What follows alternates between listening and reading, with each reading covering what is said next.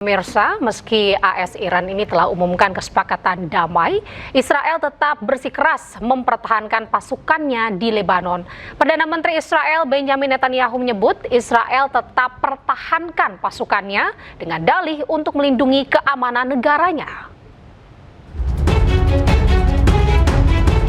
Amerika Serikat dan Iran telah mengumumkan sepakat untuk menghentikan perang di Timur Tengah. Meski begitu, Israel tetap bersikeras tidak ingin menarik pasukannya dari zona keamanan di wilayah Lebanon. Perdana Menteri Israel Benjamin Netanyahu menyebut Israel tetap mempertahankan pasukannya dengan dalih untuk melindungi keamanan negaranya. הקמנו רצועות ביטחון עמוקות סביב מדינת ישראל. עשינו זאת בעזה, בלבנון, בסוריה, שם אגב חיסלנו את כל הנשק של צבא אסד, שהיה חוליה מרכזית בציר הרשע. ואני רוצה להעביר, אנחנו נשאר ברצועות הביטחון ככל שידרש כדי להגן על המדינה שלנו. כי אחרי ה-7 באוקטובר קבעתי עיקרון פשוט. ישראל לא תאפשר לארגוני טרור לחנות על גבולותינו. לחתור במנהרות טרור לתוך שטחנו. להיערך לטבח קרוב לאזרחינו.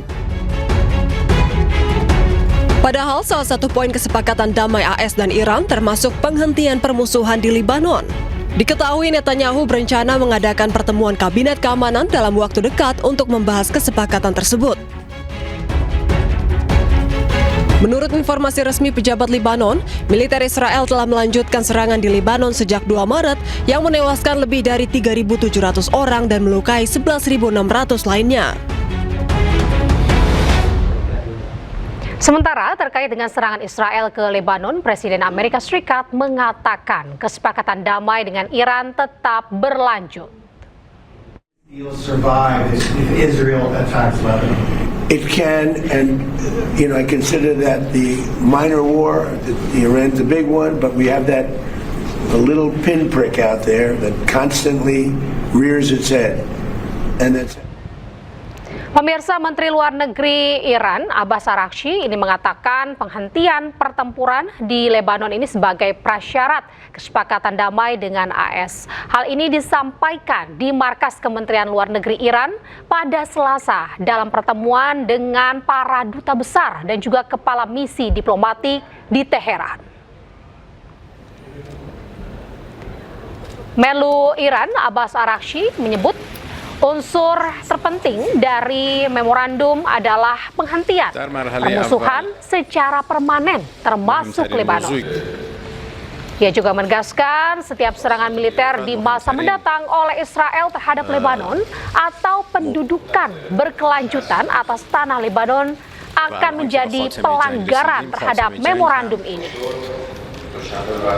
Sebelumnya, hari Minggu 14 Juni, Trump mengumumkan bahwa AS telah mencapai kesepakatan dengan Iran untuk mengakhiri konflik.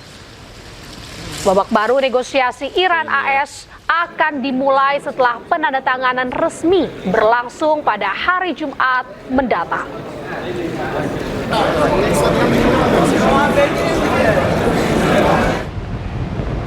Pemirsa, Kementerian Luar Negeri China menyambut baik kesepakatan Amerika Serikat juga dengan Iran untuk mengakhiri perang. China berharap AS dan Iran akan menandatangani nota perdamaian sesuai dengan waktu yang ditentukan. 美国和伊朗就第一阶段谅解备忘录内容达成一致，表示欢迎，对巴基斯坦所做的斡旋努力表示赞赏。中方希望美伊如期签署第一阶段谅解备忘录，希望相关各方坚持和平选择，通过对话谈判解决问题。中方愿同国际社会一道，为早日恢复中东海湾地区和平安宁继续发挥积极作用。 Pemirsa, selain tidak sepakat dengan Amerika Serikat tentang perdamaian dengan Iran, Israel enggan menarik pasukan dari kawasan. Apakah Israel akan menghambat perdamaian atau Amerika Serikat tetap mengabaikannya?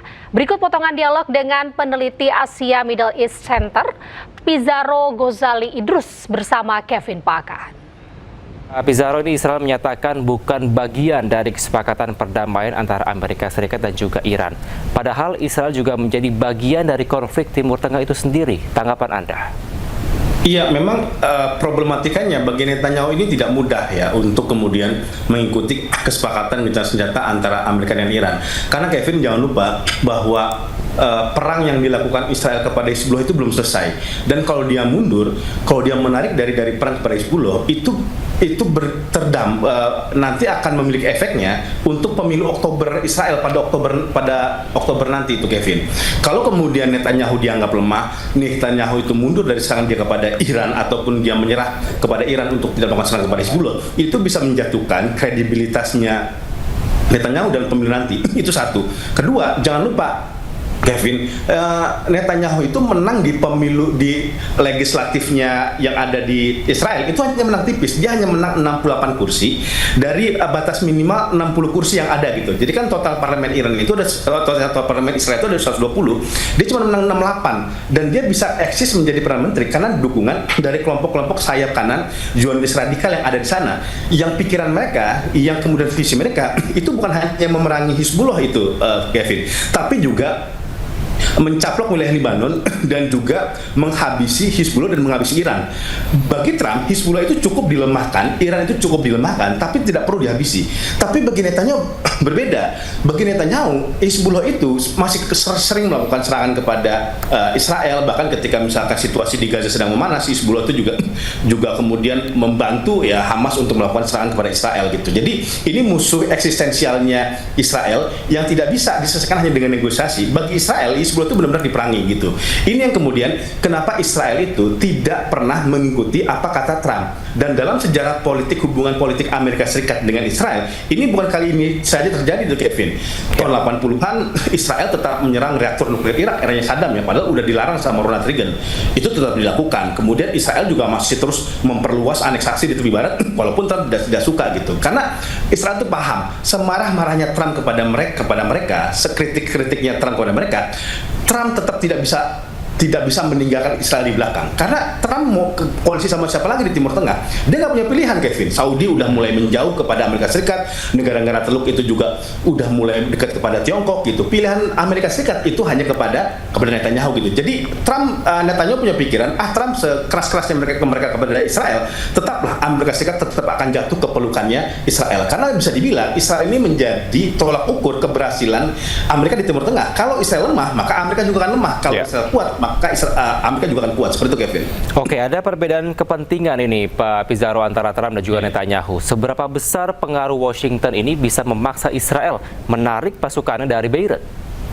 Akan sangat susah gitu, menurut saya, karena ini dua kepentingan yang berbeda, Kevin ya. Pertama, memang Amerika itu butuh dia keluar dari perang, butuh menyelesaikan perang di Timur Tengah, di Iran dan di Lebanon, agar Donald Trump tetap survive di pemilu 2026 November nanti, dan kemudian energi global, ekonomi global itu akan turun dan itu akan mengurangi tekanan domestik kepada Trump. Ini berbeda kepada Israel. Israel itu malah butuh perang, Kevin. Ya, dia kalau tidak perang, maka Netanyahu itu beresiko dicabut dukungan dari kelompok-kelompok partai Zionis yang ada di Israel, dan kemudian akan berdampak, bukan tidak mungkin Netanyahu akan tumbang di pemilu nanti pada Oktober nanti, dan kalau dia tumbang, dia menghadapi kasus skandal korupsi, skandal kemudian pelanggaran konstitusional yang sudah dilakukan dia, jadi seperti itu. Jadi kepentingan Amerika dan Netanyahu itu berbenturan 180 derajat, dan pertanyaannya, apakah Trump itu bisa mengendalikan? Seperti tadi saya bilang tadi, dalam sejarahnya Israel itu tidak bisa dikendalikan 100% oleh Amerika Serikat.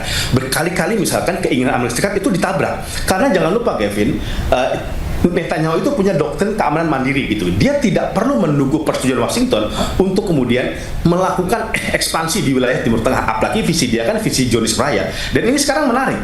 Oposisi yang tadinya kontra kepada Netanyahu gitu, dia bertentangan sama Netanyahu, sekarang malah mendukung Netanyahu itu. Oposisi seperti Yair Lapid, Naftali Bennett dan lain sebagainya malah mengatakan Trump itu jangan ikut campur urusan Israel, hargailah sovereignty-nya Israel, urusan perang antara Israel dengan Iran, Israel dengan Hizbullah itu tidak harus diikat, tidak harus dihentikan dengan persetujuan Amerika dengan Iran gitu. Jadi artinya ini nggak bisa dikontrol Netanyahu dan Israel ini. Oke, dari hukum internasional, apakah dari Netanyahu sendiri bisa terseret dari terjerat kasus dengan mereka tidak menarik pasukannya di Beirut? Itu jelas sudah melanggar, Kevin, karena dengan melakukan serangan ke Beirut, dan bukannya serangan loh, Kevin, dia mencaplok loh, ada sekitar 20% wilayah Libanon sekarang udah dicaplok sama Israel. Jadi dia udah melanggar hukum internasional dengan melakukan aneksasi ilegal. Pertanyaannya, Kevin, yang lebih krusial ya, siapa yang bisa menghukum Israel? Ada berkali-kali resolusi PBB, ada berkali-kali hukum internasional dilanggar. Itu tidak pernah benar-benar hukuman itu, sanksi itu ditegakkan kepada Israel. Kenapa? Dia dianak emaskan oleh Donald Trump gitu. Maka ini juga kesalahan Donald Trump sendiri, Kevin. Dia membiarkan Netanyahu tumbuh tanpa kritik, dianak emaskan, diistimewakan. Akhirnya membuat dia itu menjadi sangat liar, tidak bisa ditegur, tidak bisa disanksi gitu. Akhirnya kan sekarang Amerika pusing sendiri ketika dia butuh kerjasama dengan Iran, kepastian kesepakatan dengan Iran, tetapi Israel itu tidak bisa dikendalikan gitu. Dan jangan lupa problematikanya, Kevin, Netanyahu itu menyimpan file Epstein, file-file kasus predator seksualnya Donald Trump, itu masih disimpan sama Netanyahu, dan itu sekarang menjadi kartu as bagi Israel agar tidak benar-benar bisa menundukkan Israel. Pak Pizarro, intinya apakah memang dengan Netanyahu tidak ingin menarik pasukannya di Beirut untuk mempertahankan posisinya untuk pemilu mendatang? Iya, menurut saya itu yang akan terjadi. Itu Netanyahu tidak akan menarik pasukannya dari wilayah IDF, karena itu nanti akan berdampak kepada kredibilitas dia. Kedua, secara teknis itu juga susah, karena ini udah di front terdepan itu, Kevin. Tiba-tiba ditarik garis mundur, kan itu kan jaraknya puluhan kilometer. Itu tidak mudah bagi Israel menarik mundur. Kalau dia narik mundur, pertama dia dianggap kalah oleh Hizbullah, dan di tengah jalan pun dia juga bisa dieksekusi, ditembakkan kan sama Hizbullah gitu. Jadi itu kenapa Netanyahu tetap memaksakan diri, dia tidak mau menarik pasukannya dari Lebanon. Ya pemirsa, breaking news akan segera kembali usai jeda berikut ini.